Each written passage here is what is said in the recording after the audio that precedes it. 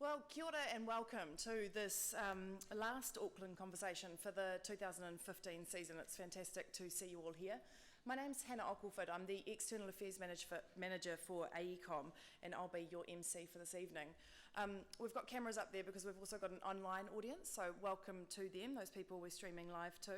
And if you want to join in the conversation online, you can do it here at hashtag AKL Conversation. So as you know, and probably the reason why you're all here, is that this event is called Close to Home, and that's with good reason. Why? Because the availability of safe and affordable housing, healthy, affordable housing, is fundamental to the well-being of our communities. Tonight we're going to hear some of the innovative solutions from our panel here. They're going to talk about their ideas, their experiences, and perhaps their lessons learned about measures to address the housing crisis that we're experiencing in Auckland at the moment. So in a moment I'll introduce our panel speakers, but I have to let you know I've asked them to keep tightly to their 10 minutes because this is a conversation and we really want you to join in afterwards. So if you do have questions, keep them, and I'll let you know when it's time to raise them with our panellists. So our first speaker tonight is Rangimarie Hunia, and she's the director of Ngāti Whātua Orekai Whai Rawa, and that's the commercial entity for Ngāti Whātua Orekai Hapu.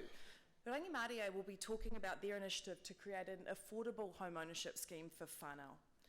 Geoff Butcher's our second speaker tonight. He's an economic consultant from Christchurch, and he'll be sharing his work on the Hikawai project, which is a community-led initiative which is all about lowering the cost of sections for the people of Christchurch. Helen O'Sullivan is our next speaker. She's the CEO of Auckland Residential, and she's going to be talking about innovations in the residential space, including something called Project Daisy, which I'm to let her explain. And she'll also be discussing Auckland Foundation's shared equity scheme, which is about helping Aucklanders get into home ownership. And finally, we've got Peter Freeman. He's the CEO of Special Projects at Mike Greer Homes in New Zealand.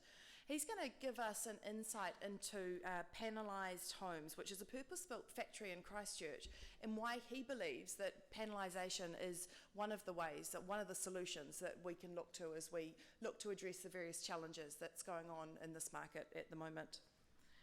Before we kick off, I just want to return briefly to something I said before, that I believe that this topic really is close to home. So fundamentally, we've got a supply and demand issue. We've got too many people wanting too few homes. Put simply, the quality and availability of housing affects our mental and our physical health, which means, in my opinion, that a hot market is actually a social time bomb. As I mentioned earlier, I'm part of a global consultancy called AECOM, and our tagline is built to deliver a better world. To me, that means unlocking opportunities, protecting our environment, and also improving and enhancing people's lives.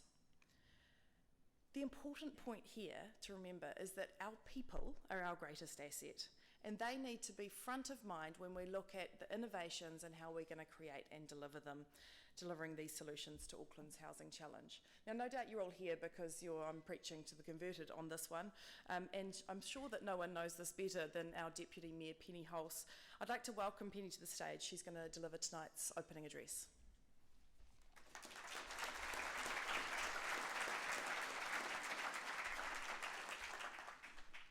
Kia ora koutou katoa, acknowledging Ngāti Whātua and the wonderful panel that we've got in front of us, and all of you who are here. This is such a busy time of year, and I know the stresses and strains that we face leading up to Christmas, but the fact that you're here says to me that this is such a critical issue for Auckland. Hannah, thank you for being our wonderful MC, and I want to just take a moment to acknowledge AECOM and Unitec for sponsoring this and working closely with AECOM, as I have in a variety of roles over the years. What an extraordinary bunch of innovators they are.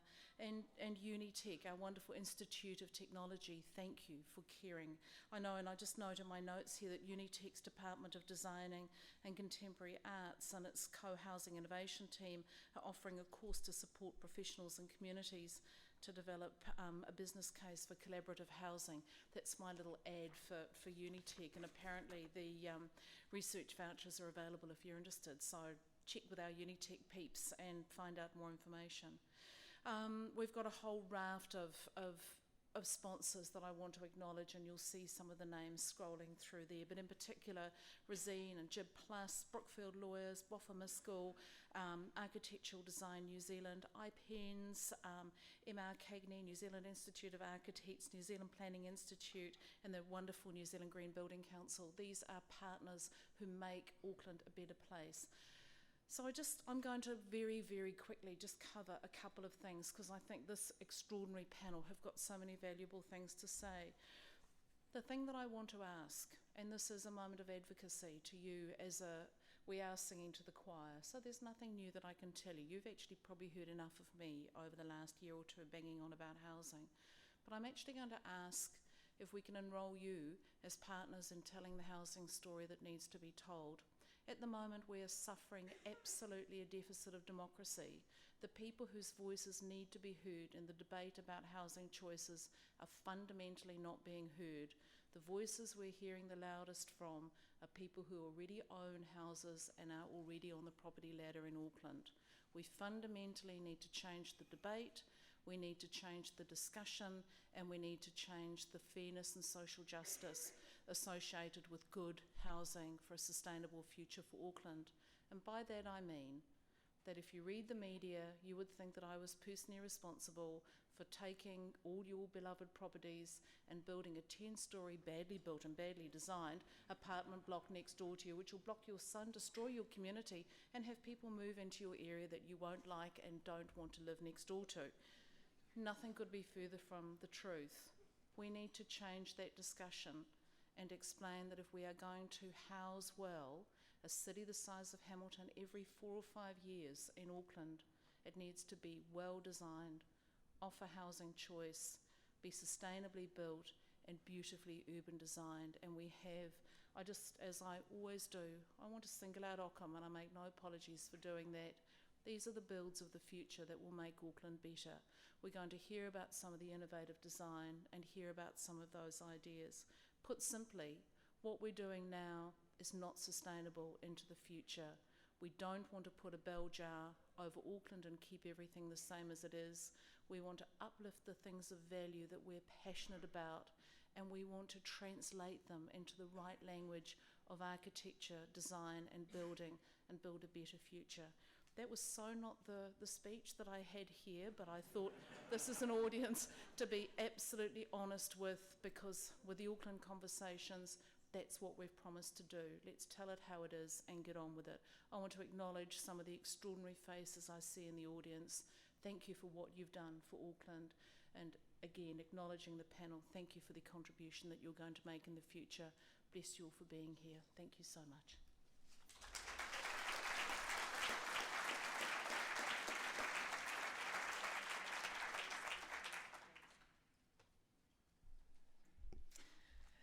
Thank you, Penny. I was told that you went off notes, but I'm rather supportive of what you said. Penny sends her apologies. She has to run to another engagement. Actually, Penny, before you go, I just want to say I think it's really important that our city's leaders are here advocating for change that's right for the people of our city. So thank you for joining us. And I do apologise. Len is in Paris. It's all hands on deck. We're spread very thinly, so I would stay if I could, but I can't. Thank you. And she's off to Ellerslie. So, as I mentioned earlier, our first speaker is Rangimarie Hunia, and she's the director of Ngāti Whātua Orekai Whai Rawa. She's a believer in smart and sustainable outcomes for our city and for its people, and she's here to be part of the solution. So please welcome, ladies and gentlemen, Rangimarie.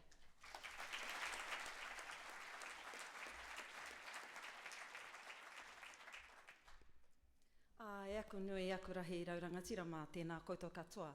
E tukunanga mahi kua mahia, kei konea Ngāti Whātua ki te tuku mahi, ko Rangimarie Hunia tōku ingoa, tēnā koutou, tēnā koutou, tēnā tātou katoa.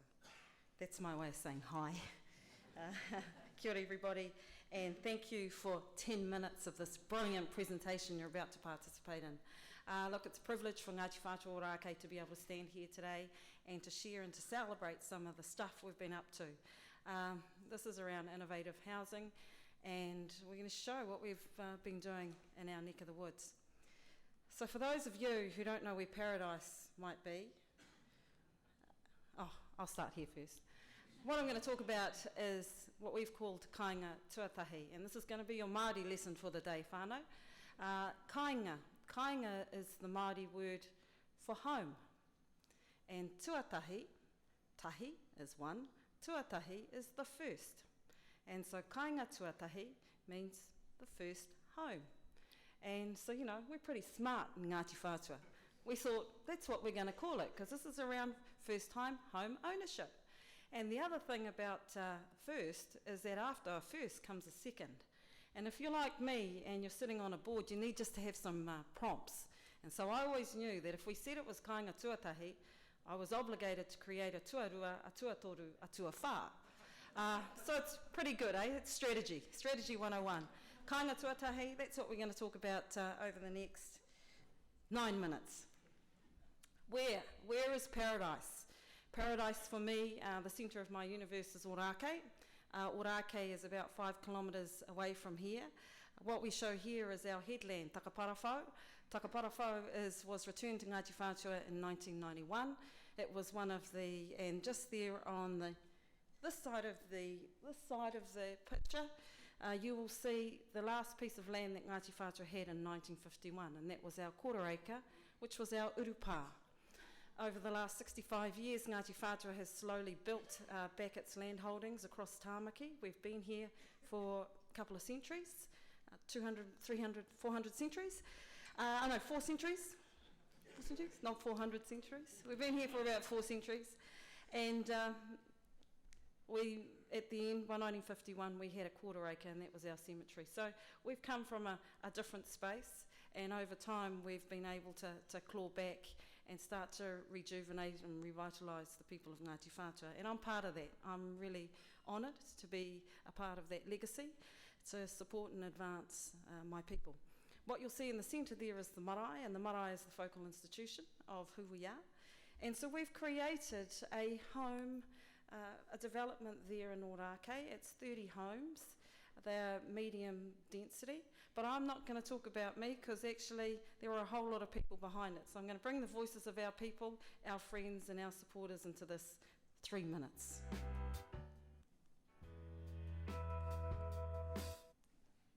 There we go. Thank you.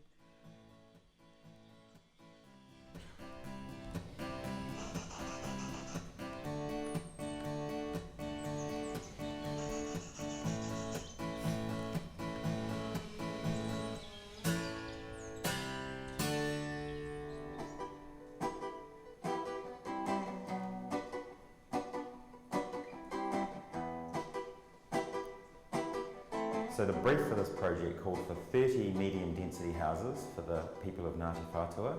And what was key in this project was to design a community, not just a bunch of houses. By compacting houses into a smaller footprint, you can actually get more parkland and more play space and vegetable gardens, etc. So the focus on design in this development is enhancing it through a strong architectural language, a uniqueness about the development that sets it apart from other houses and other buildings. It was important for this project to be an expression of a cultural identity for Ngāti Whātua. So the principles are about firstly ensuring that there's a good sense of community here, that it's a Māori community and a community unique to Ngāti Whātua. The principles are also fundamentally based on environmental well-being, ensuring that the housing is a sustainable type design, such as the incorporation of solar panels, solar access, walkability and cycling networks. With good design and thoughtful planning, we're putting all our energy into making these as good as they possibly can be. When we received the designs from Stevens Lawson, we were blown away. They were beautiful, they were strong, they represented Ngāti Whātua Ōrākei's position looking over the city of Auckland. They drew their inspiration from the maunga and the surrounding environments. One of the key design features that will make Kāinga Tuatahi a great place to live for the whānau who are moving in there is the communal spaces. What I'm most excited about creating a new community in our community. I think it'll be awesome to have our kids play with their cousins every day. We haven't owned a home before, and so this is our opening into that. I think it's going to be exciting seeing future projects expanded on ours. We're doing this ourselves, and that's enlightening for us as well. It means that we're about a hand up instead of a handout. That's the future that I dream about for my children.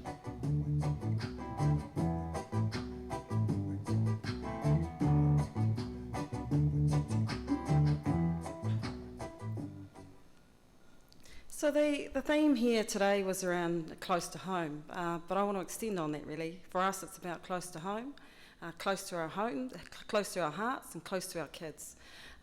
We're not going to apologise for the fact that we've just decided to go off on a tangent and build 30 homes. We have purposefully focused on first home owners, and we have 26 out of the 30 who will be first-time homeowners. And you'll see two of my cousins sitting in there talking about what it means for them to be able to do that. The other reality about that is that of those 15 of those 26, they're first-generation homeowners. So never in their family line have they ever owned their own home. So I stand here quite proud to know that we're going to be able to change that fabric for them. So from now on, the reality is the chances are that their children and their great-grandchildren and their moko tua toru tua whā will know that actually owning their own home is a reality.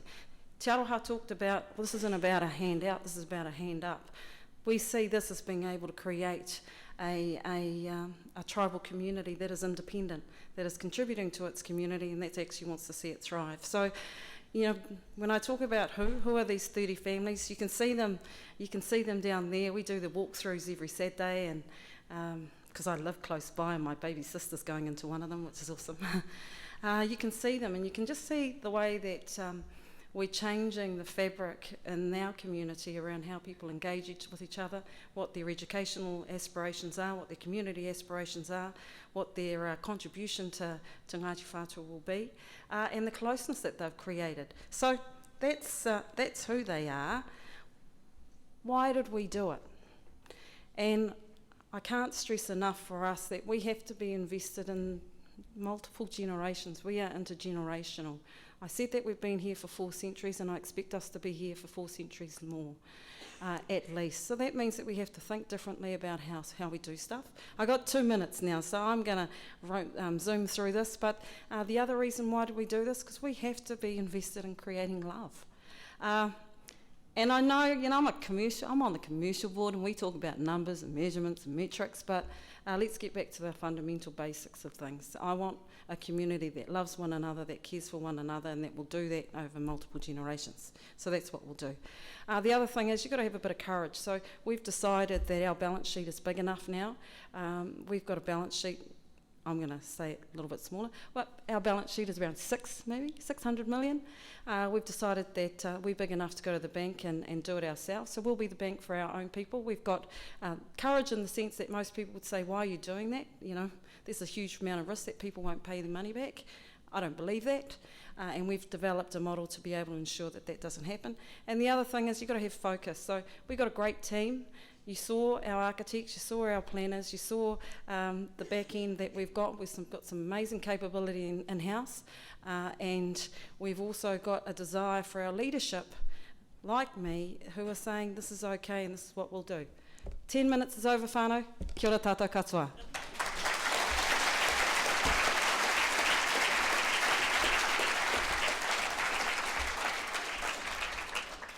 Well, I only met Rangimarie at about 3 o'clock this afternoon, but I'll go so far as to say this. There's 3 things, well, 3 at this stage, that I really like about you. One, that you kept it real, and I'm sure I speak for most of the audience when I say that. 2, you're making usable, likeable communities for your people. And 3, you kept to time. All right, our next speaker is bringing his personal experience and innovation from the rebuild of Christchurch. Geoff Butcher is an economic consultant, and he saw, a plethora of opportunities after the earthquake, so I might leave you to explain. Thanks very much. G'day, Geoff Butcher, economist, occasional property developer, long-term interest in housing, and a particular interest in recovery from the Christchurch earthquakes. It's going to go. This guy is not a giant.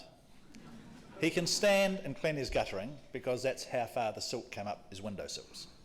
Christchurch had one or two problems. Doesn't like advancing, does it? Next one, please. So the worst hit areas contained a lot of low value sections. And the $100,000 or so that a lot of people got paid might have been a fair price for their piece of land, but it wasn't going to buy them a section in the new subdivisions that sprang up to cater for them. And we've had a lot of new subdivisions. By Auckland standards, it's trivial, I understand that, but by Christchurch standards, it was quite significant. Also, a lot of people lost significant equity in their property. Not always in a dollar sense, but they used to own a house, and if they could buy a new house, they could only own 3/4 of it because they had to buy in a more expensive area. Next slide, yeah, thanks. I think a lot of us have an idyllic view of a suburban development nestled in some trees. That's kind of where we'd like to live, and I don't think it's what developers give us. Developers are trying to maximise profit as they see from their perspective, and they do this in several ways. Typically, one is large sections, although I have to say that this is certainly changing in Christchurch, and I believe up here. We've decided that actually it's just not affordable to people, and so not only are the council pressures to change, but there are also market pressures to change. At times, I would say that developers give us less than inspiring urban design without much sense of community. I know there are notable exceptions, Peter. There are also a lot of covenants.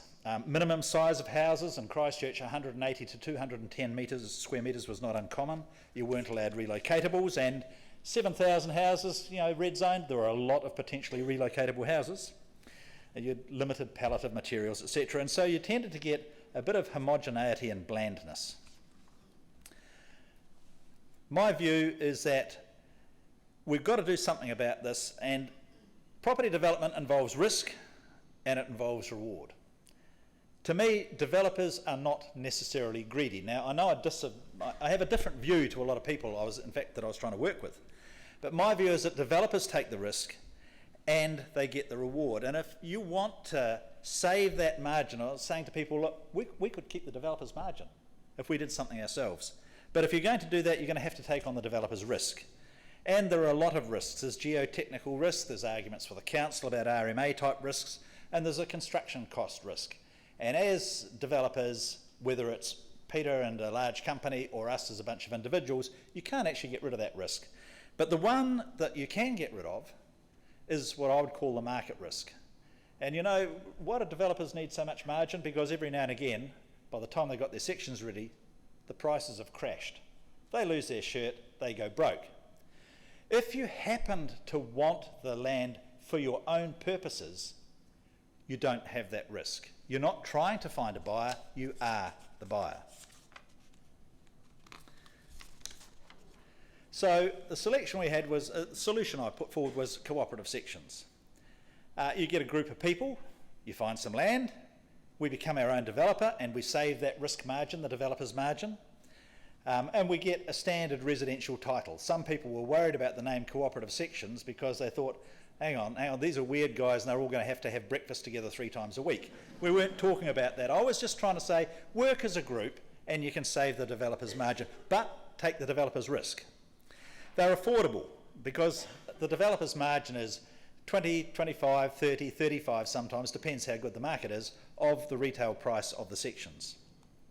So not only will you save that money, but you'll generate some equity because you might have saved $50,000 on the section, but the section's not worth any less. It's still worth, say, $200,000, and when you only pay $150,000, you get extra equity, and that's important for more than just the money you make. It's kind of, the banks like you after all. I put forward the proposals for about half a dozen sites around Christchurch, but I had very few interested people. And I was trying to say, well, look, you can do all these things, you can even possibly get some better urban design. People weren't interested because it was new, it was untested, and it was risky. And I had quite a few lawyers, though people were really good, they gave me pro bono advice, great stuff. And they understood what I was doing and they could see the logic, and they said, yeah, but Geoff, we'd tell our clients not to do it. because it's risky, and as a lawyer my job is to help my client avoid risk. And I said, okay, so you're telling them don't take the risk of buying one of these cheap sections, take the certainty of not being able to afford a section because your payout's not big enough. And they laughed ruefully and said, yeah, but we'd still advise them against it. So we actually reversed the order. I should have gone back a bit and said, we said, find some land, get a group, find some land. I changed the order around because I couldn't get anybody interested, and I said, let's find the land and then find the group. And this site of 2.6 hectares was offered to us by the owner, who quite liked what we were proposing to do. It looks pretty rural, but it's actually 10 minutes out of Christchurch. You can see that's a big stormwater retention basin there, so you've got a park next door. That there is a riparian reserve, and as soon as that transferred to the council, they cut all those trees down, which really, really irked me. Though no doubt they were dangerous, old willows, blah, blah, blah. And it's close to the centre of Christchurch. I explained to the designers that we were trying to work with and the geotech guys and engineering consultants what we were trying to do, and I said, look, we haven't got any buyers, and hence we haven't got any money, because you can't get buyers engaged without a clear plan. And these people said, I put forward to them, and they accepted the idea of, we'll do it on a success fee basis. If it doesn't work, we won't get paid. We'll help you develop the project. If it doesn't work, we don't get paid. If it does work, I said, we'll give you 60% extra. So I asked several different planners to draw me a subdivision plan. Is there any reason that's not coming up? No, we've missed one. And this is what I'd call the uninspired and missing the point school of urban design. Sure, it met the plan rules about density A and density B. This was, had to have high density around the outside here. The council had told us that. And it would have been much easier to do, and it's likely what most developers would have wanted from a planner to give them. And it created 44 lots. And there have been times, I must say, when I wish I'd done that, because it would have been really straightforward. But I thought it had no soul. Little linkage of the inner blocks to the reserves and no sense of community. This was the second one we got drawn up, and I thought it was much more interesting, Janet Reeves. And then this is more interesting still. And in fact, that picture I showed you earlier of the idyllic sort of, trees and a nice place to live, this is actually the formal plan which that sketch was based on. Wendy and I had $65,000 at risk at this stage, in spite of people doing lots of work for nothing. But I think that's the point. Somebody has to take some risks if we're going to get any different outcomes. And in fact, Rangimarie made the same point. Somebody has to take some risks. Sometimes you get bankrolled by a philanthropic association, and sometimes you just do it yourself. I made the point earlier that a lot of subdivisions seemed to me pretty sterile, so we had quite a bit of work with. But in that centre block, we wanted to do some more interesting stuff. But I'm not going to talk about that because I've only got 2 minutes. Instead, I'm going to talk about problems you have with legal and buyer protection. You're asking people to put up their money. The prospectus, the Securities Act makes it quite difficult for you. Unless they're sophisticated buyers, you have to have a prospectus. It takes you 3 months, $80,000, so we're told. We hadn't got either of those, either the time or the money. Then there's an exemption for mortgages, but not if they're contributory mortgages. I won't talk about some of the other things, but we made sure that I couldn't run off with their money. Basically, all the money, as people put it in, went into a trust account, and I and 2 of them had to sign off before anything got paid out of the trust account, and it got paid directly to the contractor, so I never had any of the money. And so the deal got done, and this is a finished product, and there's a couple of houses being built there, another house there, another house up there. I'm left with this block in the centre there. I'm left with that because a charitable organisation was going to buy it, but they were careful to say, only if we can afford it, and then they said we can't. So it was either Wendy and I bought it or we tossed the project away, and we weren't keen on that, although I would have made a lot more money, and again, sometimes I wish I'd done that, because it's interesting when you're a developer. You earn your money is all I can say. The centre block is going to be a pocket neighbourhood where people know their neighbours because they share ownership of a piece of land. It's owned by a society, everybody's a member. This is what we think it's going to look like. Before I could get the subdivision consent, we had to get all this designs done, and that councils are difficult sometimes. Can't have a subdivision consent for small sites like this unless you show us the design. So we've shown them the design, now we've got to find some buyers. Well, what did I conclude, having missed a page? I think that affordable sections are doable in Christchurch, but it's very hard to get people to do it. People hate risk, and so do their lawyers. They want a solution now. The cash flow problems you have, but I don't think they're significant. We actually found somebody who'd lend us some money. We need to make a cooperative process more mainstream to enable more people to afford housing without government support. And that's what I wanted to do in this. I'm not interested in working with government departments. People said, why don't you work with Sarah? Anybody in Christchurch now would say, wise move that you decided not to, Geoff. People want a cheap section and no risk, and they're dreaming. If we're going to reduce the cost of housing, and sections as part of it, we're going to have not just innovation, but a change in attitude. We have to embrace risk. Thank you. I'm done.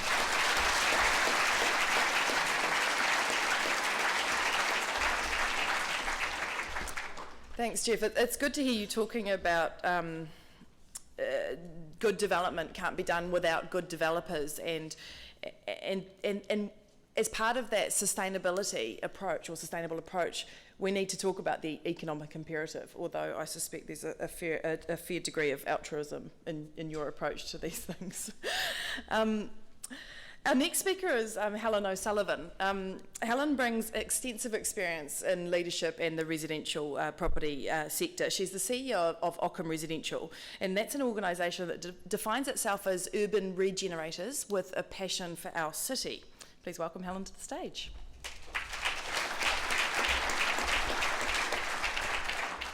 Thank you very much, Hannah. It's a real privilege to be on this stage with this group of people tonight. And it's fantastic to see so many Aucklanders engaging in a conversation about our city. I'm privileged to be a part of the team at Auckland Residential. It's formed by two of my primary school buddies, Mark Todd and Ben Preston. We're Aucklanders, we love Auckland, and we want to see Auckland's built urban environment as gorgeous and as world-class as its physical landscape, and that's what Auckland is committed to. And I feel highly privileged to be part of the team that does that. One of the things I was asked to speak about tonight is some of the things that Auckland is doing, which are perhaps innovative, which we think are a little different, which we're, bringing into the field to try and work with some of the issues that we've got as a city. Because we cannot continue to go out unless we plan to absorb Whangarei and Hamilton before we're finished, and I think they may have some issues with that. And so going up is part of the solution, but it has to be density done well, and that's something that we focus on. One of the things that, and you're right, this is not working, so can I point at that and ask you to move it? Great. The Auckland Foundation, which is a charitable trust which was established by Mark and Ben at the same time as they very bravely established Auckland Residential in the midst of the GFC. It is a shared equity scheme, but it's structured as a vendor loan. Up to 15% of the purchase price sits in behind the bank until such time as 10 years have passed, or the owner wishes to value up and get out, or wishes to sell out.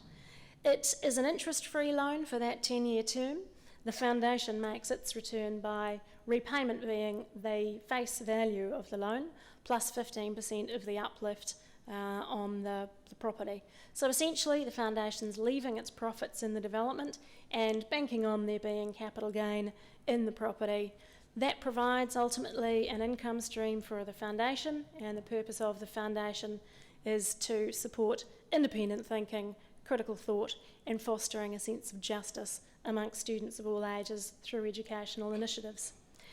We are commercial developers, so we do have a commercial imperative as well, but the foundation's a really important part of our double bottom line. It is important, I think, in life for there to be something more than just making some money, although making money pays for all the other things you might like to do in life.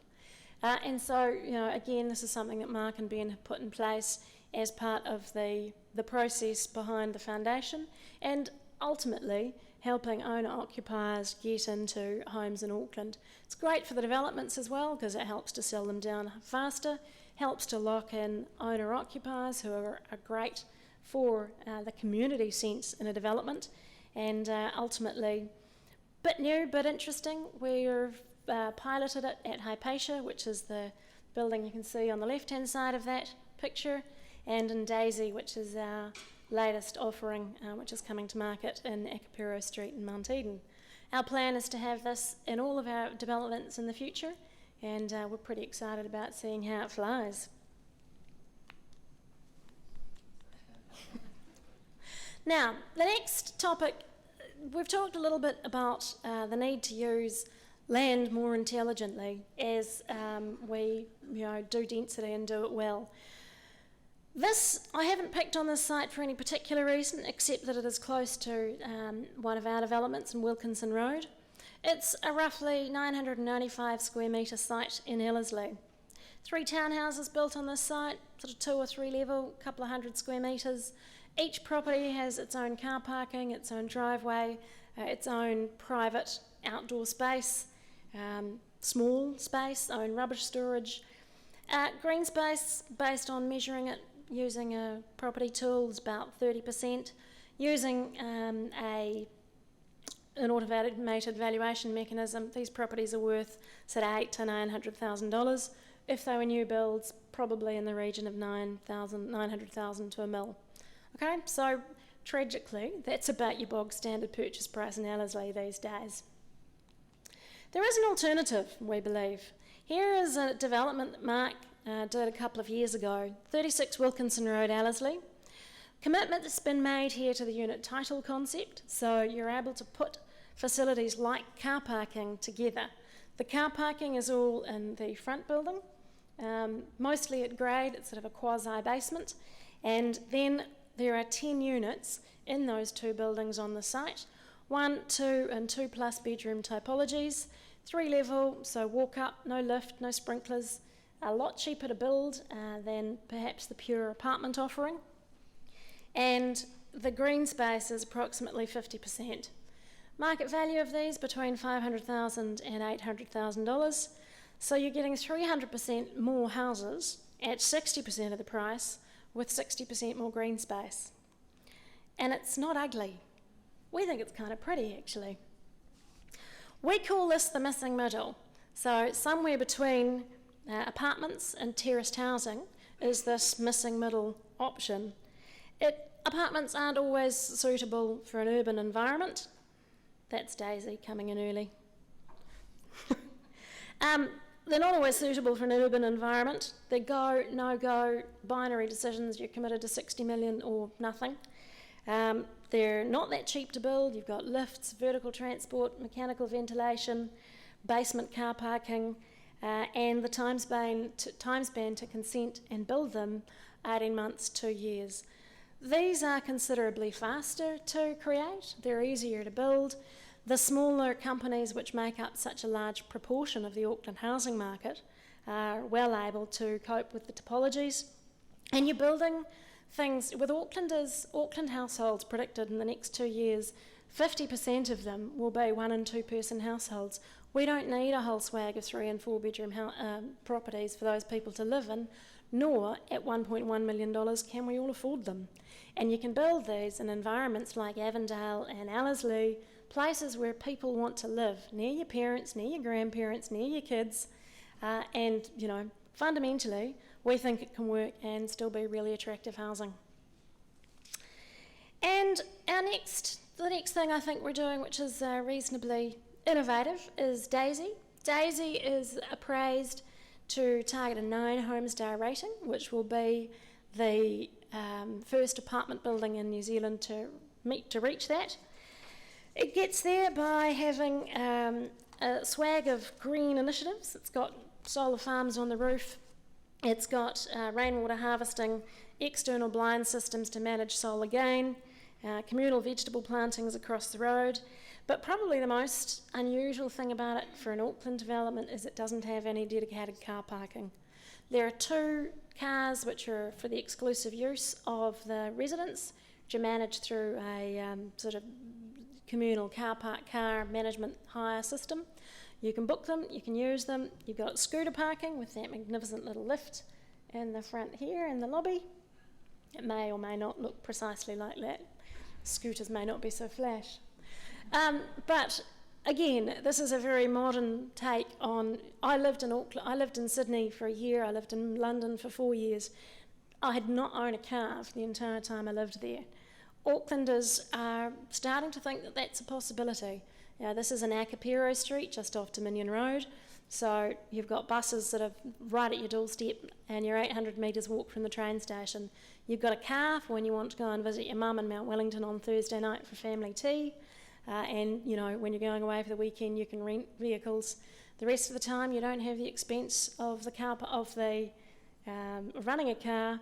And for us, as the developer, it means the price points are extremely accessible, between $410,000 and $600,000, because we don't have the extremely expensive basement car parking, and we don't have to spread the cost of that across every single one of the properties. Hey, it's not going to be for everybody. Ask us again in 6 months' time how many Aucklanders thought that was a good part of the conversation. But we're excited about it. So, to wrap up, I think there's a lot, you know, this is obviously not the answer for every single person in Auckland. You know, the Wilkinson Road style development isn't for everybody either.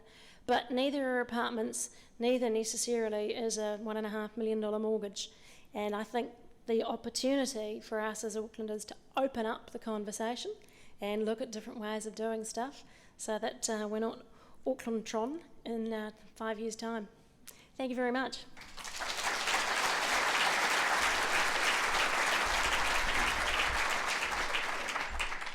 It's hard to get your head around, isn't it? 2 cars for one apartment building. But I suppose this is innovation.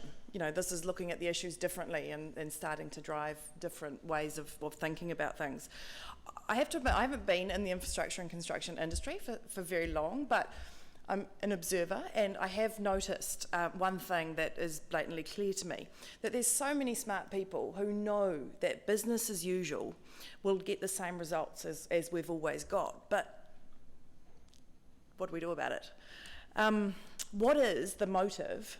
What is the thing that'll drive us to do something different? I think that's something I particularly want to explore with you, Helen, in a minute, what you guys are doing differently, because clearly you are doing something differently. Right, our final speaker is, well, he's going to talk about technology. So we've heard about, you know, in broad terms, we've heard about social, economic, different commercial solutions. Peter Freeman is the CEO of Special Projects at Mike Greer Homes. Please welcome him to the stage. Thank you very much, Helen. As already mentioned, I'm CEO of Special Projects, and you might have guessed already that I'm a POM. I've been here for 18 years, but Special Projects for Mike Greer is anything different, and Mike Greer is definitely different. Most people here probably don't know Mike Greer. I know one or two do, because I can see some familiar faces around. So, Mike Greer, I can get this thing to work. There we go. Actually, we are the largest private home builder in New Zealand. We're out of Christchurch, but last year we built over 1,200 homes in New Zealand. We've been in business now for just over 23 years. We've gone from sole trader to corporate, and we're a group of 42 companies, but we are not a franchise. We are unusual in the big group home building, as being not a franchise. We also built 250 retirement villas last year, some offices, some warehousing, some retail, some cafes, medical centres, church, schools, early childhood centres. We built at least 12 of those last year. And a lot of what we do is all together. We do comprehensive planned developments.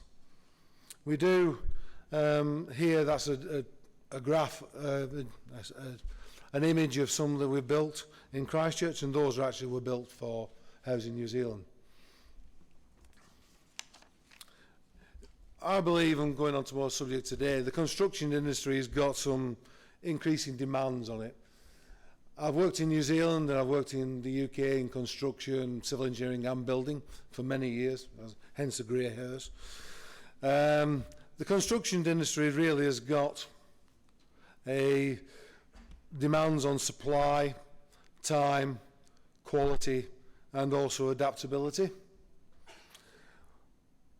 Auckland has, for New Zealand, some very unique challenges, but it's not unique for the world. You know, we need to look around the world and see what's being done around the rest of the world. Let's try not to do all the mistakes that the UK has done. Let's try and do some more improvements in productive capacity. Efficiency are important, but we need to make sure we maintain or even improve the quality of construction and look what we're looking for. But we need to get the balanced approach. If we're increasing the supply of the homes, we don't want inferior homes, we don't want inferior neighbourhoods, we don't want to lose the good things, and one of the reasons I came to New Zealand. In our experience, you can get quality, you can get speed, and you can be cost effective. We currently build 1 in 6 houses in Christchurch. That's just to give you an idea of what we do. We've built up to this 1,200 very, very rapidly. But we also do over 90%, nearly 95% of all the homes we build and design are Homestar 6. We do LifeMark, a lot of them as well. We have our own Homestar assessors, and most of our architects and designers are LifeMark trained. We also pay particular attention to health and safety. Christchurch is leading the way with health and safety, well, for obvious reasons. You know, we've had a few challenges, as Geoff said, but Christchurch is definitely leading health and safety.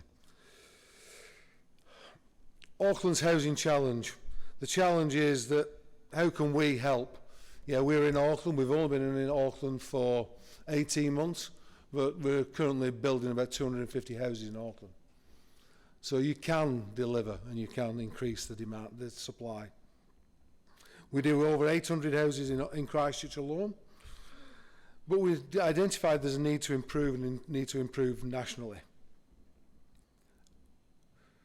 How could we do this? We needed to work on something that we could actually affect, something that, yeah, we can try and influence things, land supply, yes, we can try and influence things with regulations and all the other bits and pieces, but something that we can directly affect. Currently, the industry build time is average of 28 weeks. Some is even more.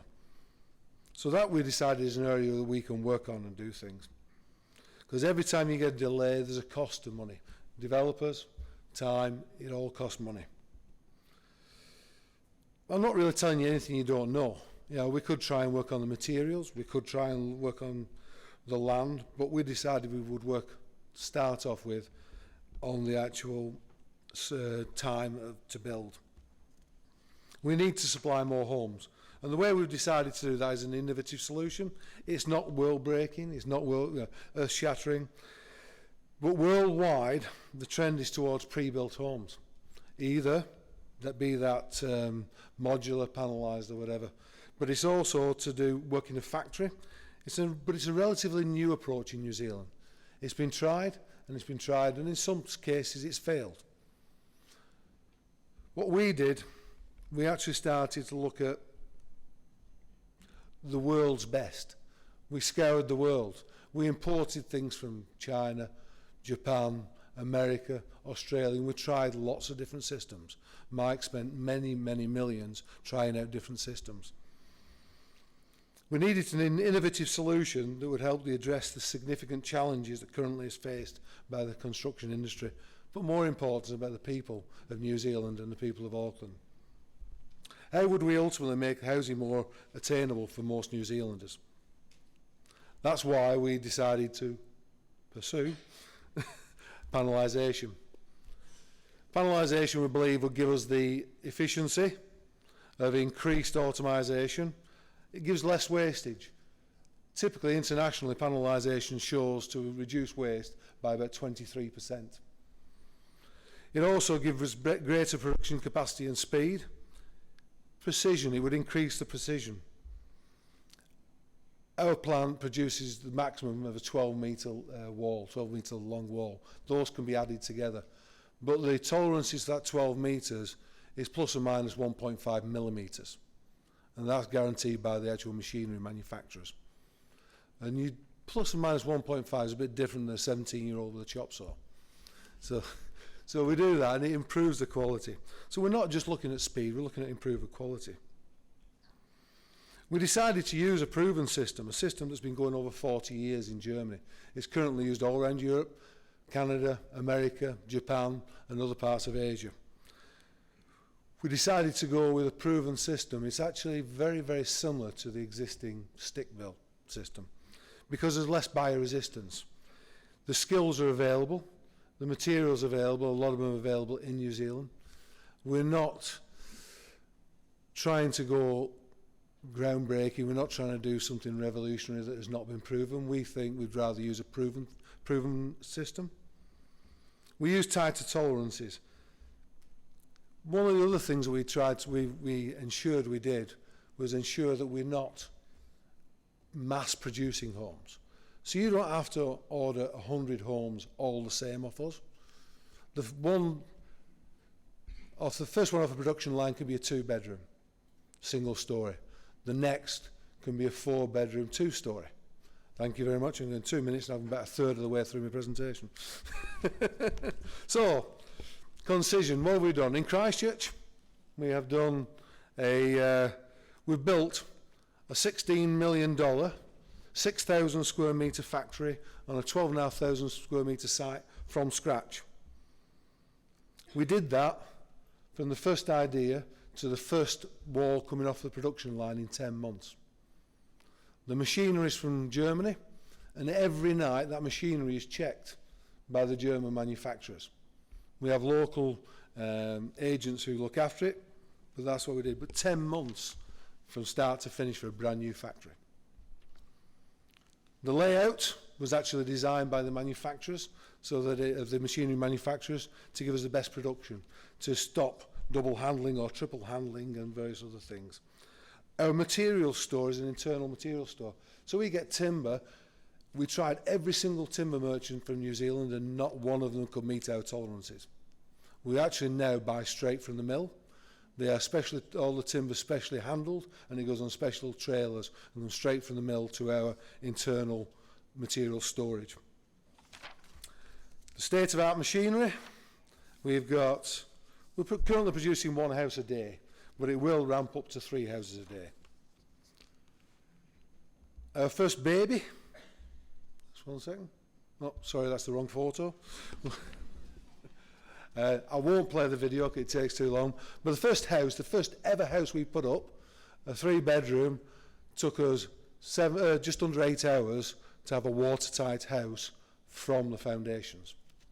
Just under 8 hours. That's walls, doors, windows, jib, roof, everything done. So it means you can actually work on that house no matter what the weather. It's there, it's done. We're doing 10 weeks from getting on site for site strip to actually handing over the keys. Do they have to look all the same? No, they don't. You know, we actually have, as I said, all different ones. The system will go up to 4 stories as standard, but will actually go to 6 stories with extra work. Is it the answer to housing, Auckland's housing problems in Christchurch? No, but we've already signed, we're about to start a new 12,000 square metre factory south of Auckland that will produce 1,800 houses a year, 1,800 extra houses a year. All of those will be through an ISO accredited factory. All of those will be Homestar, and most of them will be LifeMark. And I'm now getting told my time is definitely up. But we're not stopping there. We're doing other innovations. We're already doing parallel consenting, parallel development. We have the frames going up on houses before the roads are in. We put the drop crossings in the right place. We don't put topsoil onto sections and then strip it off to build a house. We build the house straight away and save that money. We put the services into houses in the right place. Because we are not only builders, we are developers, builders, and we sell our own products as well. Thank you.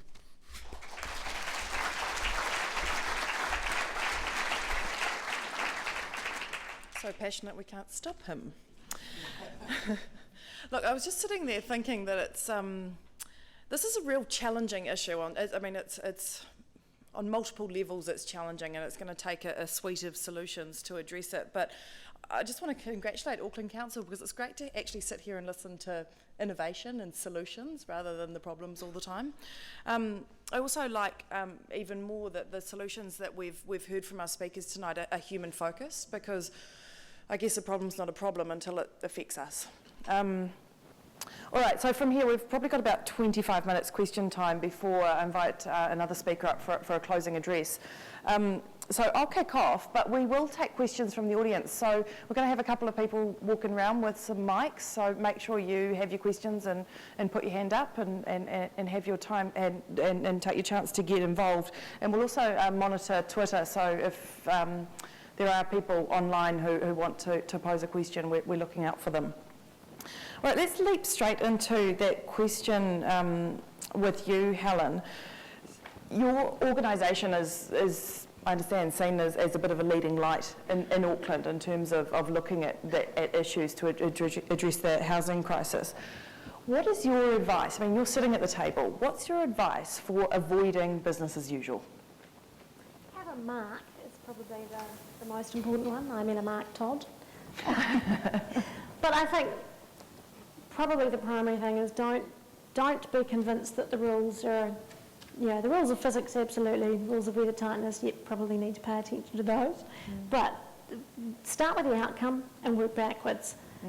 Chuck the rules out the window for a bit, and don't rest until you're absolutely positive you've done your best possible job. So don't be afraid to pick up the piece of paper you've spent 12 hours on, chuck it over your shoulder and have another go, just because you look at it and go, I could actually do better here. Because that ceaseless, that constant quest for there's got to be a better way, there is another way, until you're absolutely positive you've cracked it. That'll lead you into creative thinking and, new ways of doing things. There must be some tough conversations at your board table. Oh, a lot of fun conversations. Sometimes you feel like you're having the same conversation a few times, but actually you go over it, you come out with another answer. It's actually a great outcome. It's a great way of working. Peter, I'll give you another chance. Thank you. Why is technology such an important component of innovation? Well, for us, it was something that we realised would actually have a deliverable for us. We could improve the quality and also the speed of delivery. We identified one of the challenges being lack of trades or good quality trades. So one of the ways we can mitigate that is to actually put world-class technology and innovation into it to make it, as I said, easier to deliver on site and quicker to deliver. You're clearly passionate about it yourself. Yes, you guessed. Do you want to come to Auckland? Rangimarie, you're urban papakainga. Tell me a little bit about how your community's responding to, the various changes that you're trying to make. Oh, I think anything like this, when we talk about papakainga, I've talked about home ownership today, but we're talking about a continuum. So we've got rental properties there, we've got social housing there, as well as we've got this home ownership program going. And I think in our community, we have to be able to see that there's a vision that's actually spreads across the whole lot. So what do they think? They think it's awesome. We've got a whole lot of ex-state houses. We've just invested $5.5 million redoing up every one of those. We've got housing standards, which we've said this is the quality of life that we want Ngāti Whānau people to be living in, or anybody to be living in. We've extended that beyond, this is out of Kāinga, this has gone beyond Kāinga, but when we talk about papakainga, this is about how do communities live. So we've done a whole lot of work like that. The homes that got given back were rubbish. You wouldn't put your dog in it, and I'm sure I'm not going to put our kids in it. So I think that our community has seen that there's a real passion and desire to lead and to ensure that our children are safe and warm and healthy in these homes. But I'm biased, eh? I've talked about the usability, the likeability factor. Can you translate that a little bit for your environment? Likeability. So these homes are a lot nicer. Those two people in that video that you saw, both of them currently are living, have got their kids and themselves living in transportable homes and in garages. And all of a sudden we're going to put them in homes that are probably on the market, they'd be worth $2 million, and we're giving them to them for $650K. So, let's think about that in real, tangible, basic human the level and the quality of life that these families are going to live in is really good. My nieces, they get their own bedrooms. Auntie, I love that. They're also intergenerational. So we've said, whānau, you've got to look after your families. You've got to have your nannies in there, you've got to have your parents, and you've got to have your kids, and all of that's all right. You've got to be able to share, and you've got to be able to work with one another, and they've even started doing things like creating their community rules. They want a certain life, and we've got to enable them to be able to do that. So I think, physically, they're beautiful, they're really lovely. Also, we put them on probably one of the toughest streets in Ōrākei. It's not the nicest street in there, but we've said if we're going to really regenerate this community, let's start there. Let's start in the hardest place and be okay with that. So that's where we are. I talked at the beginning a bit about, the relationship between housing and mental and physical health. Is that something that's top of mind for you guys? Oh, absolutely. When we did the design, it was really on, cultural well-being, spiritual well-being, emotional well-being, and making it financially affordable. Those things are fundamental, and make sure that the design suits that. Every part of the design has a story, and we want to be able to celebrate that story so over the generations they understand, even down to the name. We've named the lane down there Aroha Nui. I don't know if many people know what Aroha Nui means, but it's to love. That's the name that the families chose for them. So, spiritually, culturally, socially, economically, I think, my grandparents would be proud about where we are. So it's cool. And your grandchildren. And my grandchildren. You will have seen there's a standby Unitech here. They've just launched this program, a 12-week program about co-housing, and I'm not going to attempt to explain it, but co-housing is a bit of a trend worldwide, and it's coming to New Zealand. Geoff, you're probably the best person to speak to this.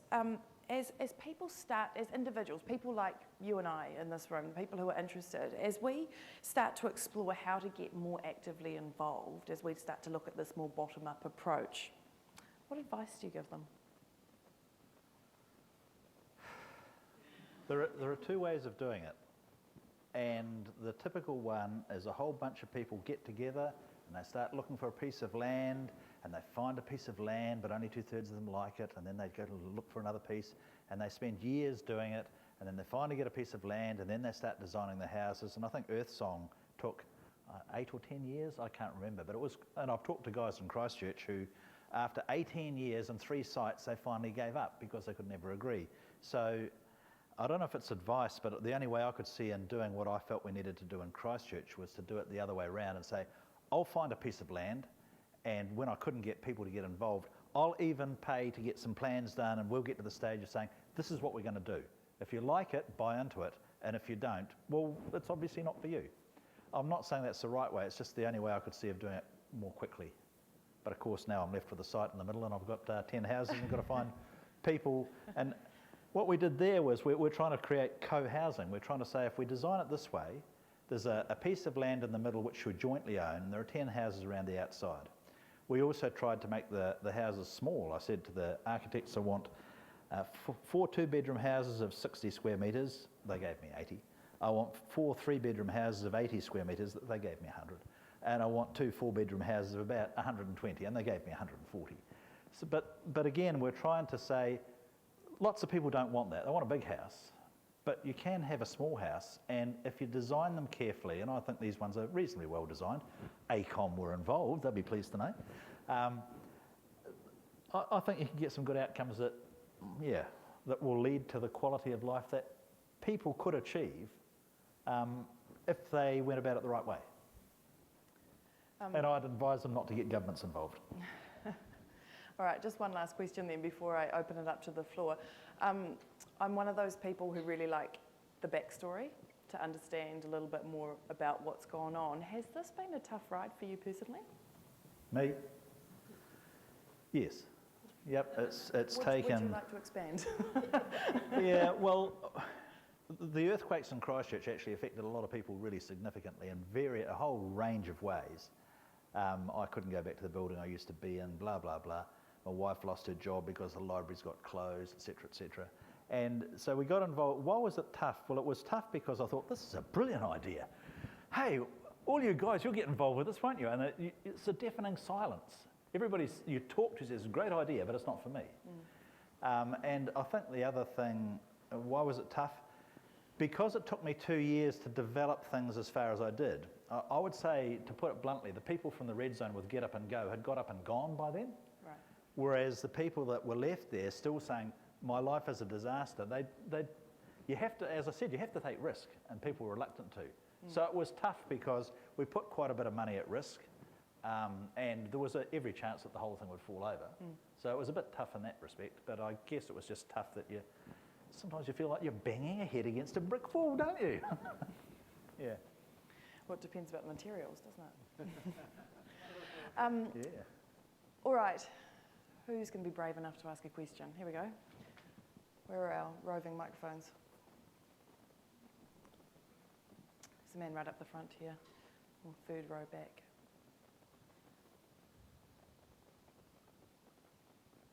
Just introduce yourself. Testing, testing. My name's Greg Stevenson. Our family's a little bit in the same situation as Geoff. We're intending to develop some land over the next couple of years. One of the things that we're interested in doing as far as spreading risk is concerned is investigating the crowdfunding source of gaining finance. Now, in the last 2 years, we've gone from zero crowdfunding to projects being funded to the tens of millions of dollars. Now, that should mean that in the next couple of years, we'll have projects that are funded to the $100 million. What is your view on that? And I guess it was a bit too early for you, Geoff, to even consider that, but do you think that that's a possibility that may crop up in the next couple of years? I think the advantage of crowdfunding is that up to, I think it's only $2 million per project, you don't have to go through this whole rigmarole of, what do you call them?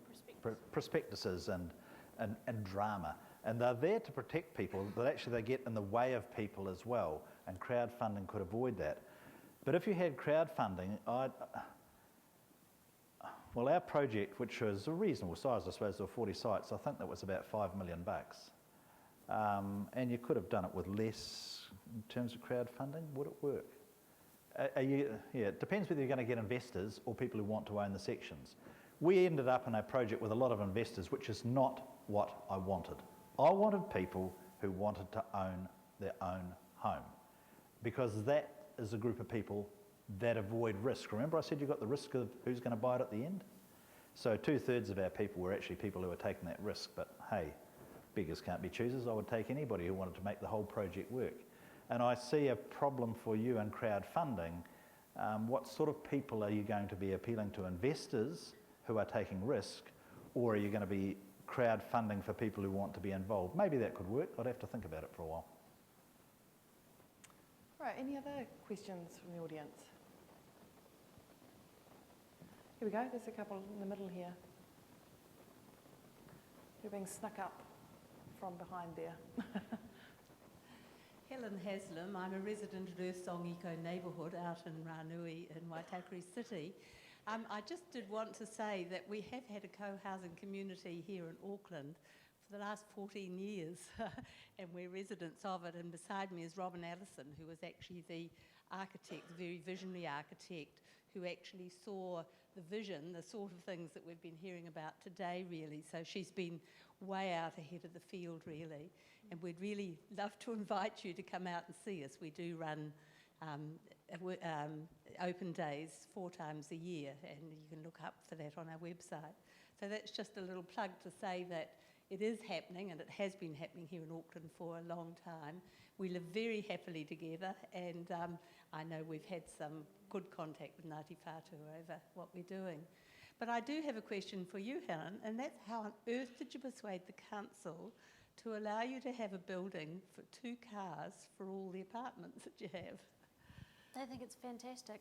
It's a special housing area, and the council's more than happy to encourage that kind of innovative development. At the end of the day, I don't imagine you'd get to do it in Hobsonville Point, and I suspect it wouldn't work. But it also gives us a lot of points towards the Homestar rating. I think the other point is have a mark.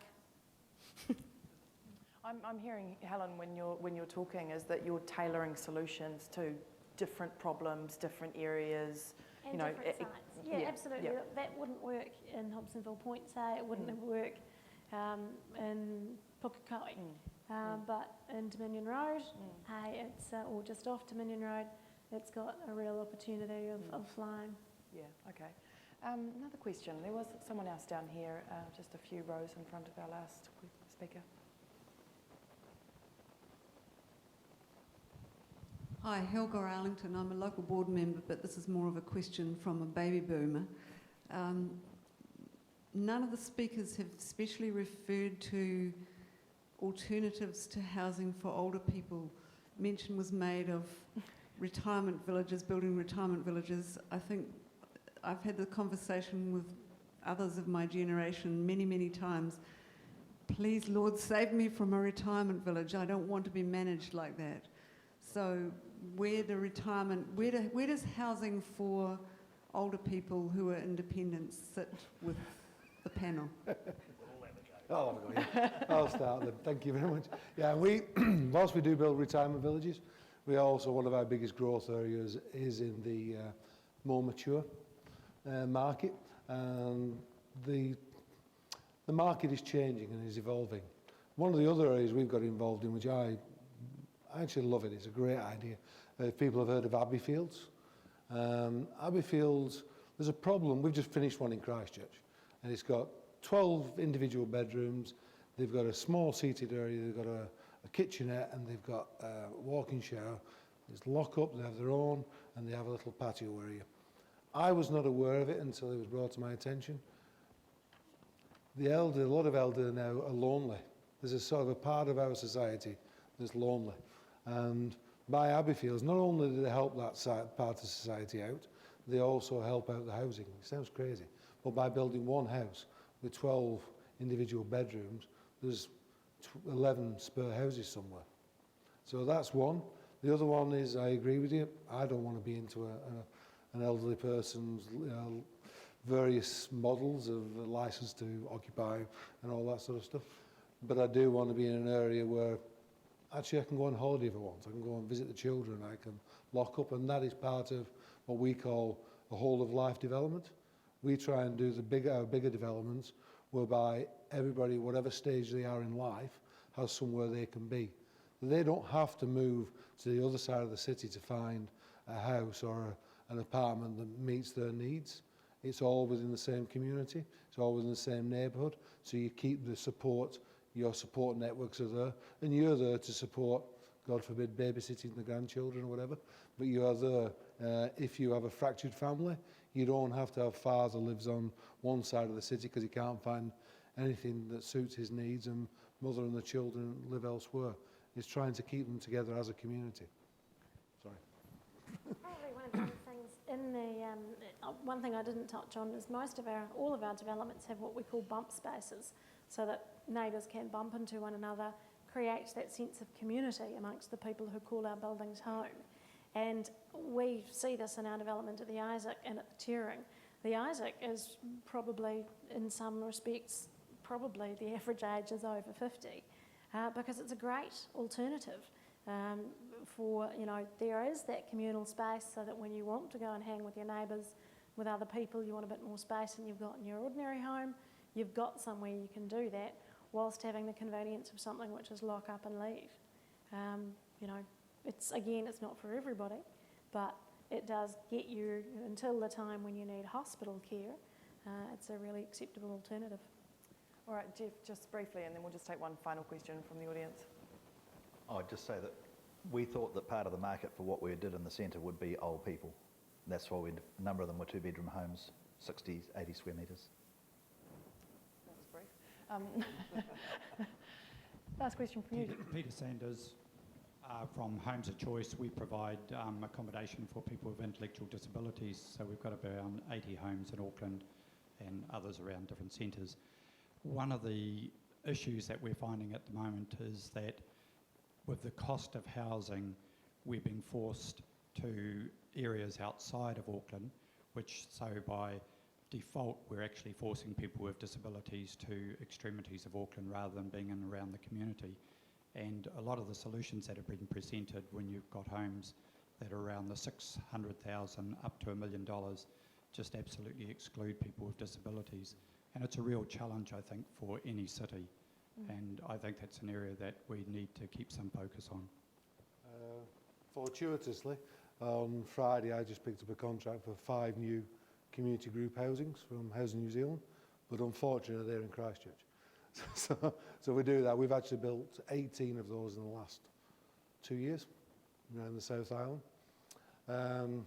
It is difficulty because, I mean, I do feel for you. I live in Christchurch, but I feel for you Aucklanders. We're selling houses now, 3-bedroom houses in Christchurch for 349,000, including land.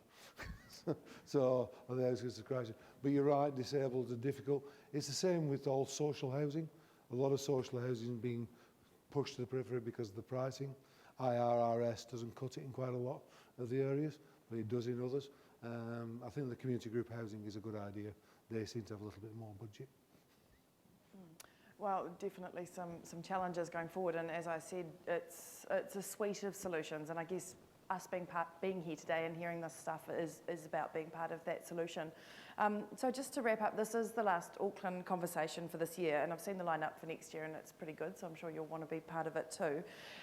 Please take a look at the Unitech stand on your way out, those who are interested. I'm sure you guys have got something to offer them, and perhaps the global trend started here. Look, from my perspective, it's really important to put some of the great thinking that we hear and these ideas from these events, give it some momentum and translate that into action. So to put tonight's discussion into some context, we've got Matt Hill. Now, Matt's the Director of Construction Services at AECOM, and I've got the privilege of working quite closely with Matt on a number of things, and I believe he's a real visionary, a real conceptual strategic thinker, and he's well versed about regeneration and development, not just in Auckland but around the country. So I'm hoping we're going to hear some personal reflections on his vote of thanks. And thank you also to the panel and the audience for the questions this evening. So my job's just to quickly bring the curtain down, and we've had some wonderful insights, and we've seen evidence that there's some fantastic innovation happening across Auckland and New Zealand. And I think the challenge for us now is to make these practices mainstream. And so what I wanted to pick up is some of these sort of strategic themes where innovation has a real role to play, and as city shapers we need to continue to push on with these themes. And in particular I wanted to highlight issues for Auckland about density, about the scale of our industry, about capital, and I think there's also a role for the rest of New Zealand to play. So if I touch on density, we need to engage around the changing demographics, and we must keep on pushing the benefits of density to ensure that the efficient use of our land. Our houses have been getting bigger as our households have been getting smaller. And so for me the point that Penny made and that you made, Helen, I think is absolutely crucial for the sustainable and the vibrant and the efficient use of our land in our city. And so we must make that connection between the efficient use of land, the vibrancy that people bring to our urban places, and the critical mass required to make infrastructure viable. The second point is about scale. So there's definitely some great examples of action here, but we need to embrace this issue of scale head on. We need bolder action. I'd contend that we need more structural change, more intervention from central and local government, because there's a whole lot of amazing but really quite tricky multi-site, multi-stakeholder opportunities that we need to make work. Some serious development at scale will help balance the supply and demand issue that's plaguing Auckland so much, but it will also produce some of the efficiencies and the economies of scale that address some of the underlying cost issues in the sector. I wanted to touch on capital because all of this requires more capital in the system, whether it's crowd-funded or otherwise. And if we don't address that, we'll have lots of lofty ambitions, but we simply won't be able to keep up. We know that Australia, for example, invested billions in when they decentralised and sought mixed tenure housing outcomes. And so we need more and we need better deals, and we need to recognise the benefits require capital investment. And as an example, we worked with Auckland Council during the course of this year on looking at large-scale mixed tenure housing developments. And I can report that these projects they require at scale they require eye-watering amounts of capital when you think about to generate a subsidy or to replace a cross-subsidy in a mixed tenure development, and which is really important to understand if we're going to create social, affordable and market housing. And so we think we need our key decision makers and our key agencies to really have their heads around this, and they need to have the avenues and they need to have the appetite to fund these outcomes. I'll skip through, just in the interest of time. I thought the final footnote might be, a topic closer to home and some themes from tonight that we might carry with us, back in Auckland. So, and it does highlight some complexity, but we need to keep facing these issues. So even if we crack the land supply issues and the consenting issues, and perhaps we find ways of bringing serious capital into the sector, I think those are both very achievable prospects. We're still going to be confronted with some of the points that Peter raised about the limits of our supply chain. And that's why I'd like to see some sort of parallel and enduring focus on things like skills, innovation and quality in particular. So Peter, you alluded to skills and productivity, and I'm not sure that we yet, as an industry, place enough value on the vocational skills that help create and shape our city. I'm not sure we're doing enough to help our kids into the industry. And I think the whole industry needs to step up and place more of an emphasis on productivity, again, a bit like what you've demonstrated, because if we don't do that, there's a real risk that the whole market will be disrupted and the underlying cost issues won't be addressed. Innovation, again, we still slavishly put one brick on top of two like we have for the last, 2 millennia in many respects. And, so we could definitely do more to innovate in our sector. And again, we've seen some of this great stuff. But I think there's actually a bit of a challenge for Auckland because, we see a lot of quite innovative design and building projects outside of Auckland. Probably, I would wager, more so than we see in the Auckland market. There's some great stuff happening in Queenstown, some great stuff happening in Christchurch and Nelson. So I think, perversely, we also need to be more demanding as a community in Auckland to see that this innovation is happening. And then finally, on quality and sustainability, are we creating the places that we want to live in? Will they last generations? Will they endure? We have one shot every 80 or 100 years every time we root something into the earth. So is it worthy? Will it endure? Can it adapt as the needs change? Would we want it built next door to us? And again, you sort of alluded to some of these points, Helen. And if not, do we think about the fact that this just makes NIMBYism stronger and it much harder for the community to create the outcomes that we want? So these are all very real challenges, but I think there's some examples there today that see that the norm can be broken and that we need to push on and address these and continue to impress these. So then finally, I thought it'd be quite cool to just reflect on a year of Auckland Conversations. So it's been a very busy and rewarding year for Auckland Conversations series. It's been 15 different conversations have taken place on topics ranging from building peaceful communities, addressing Auckland transport issues, happiness and well-being, the virtues of public art, increasing urbanisation, and how to create a bicycle lane using a piece of sticky tape. The media channel has been established, so people globally can engage in the conversation wherever they are, streaming live, streaming the Auckland Conversations online. Anyone can register for these upcoming events, and they can watch past events in full. There's a great database on the website there, and there's a download. You can download podcasts of the past sessions, check out the image galleries, share the content across all of the social media accounts. So. The team would love to hear from you and engage around ideas for 2016. The program's getting pretty set.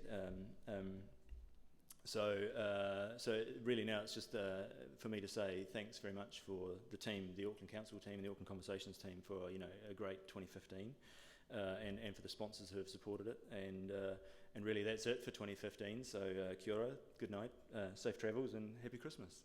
Thank you.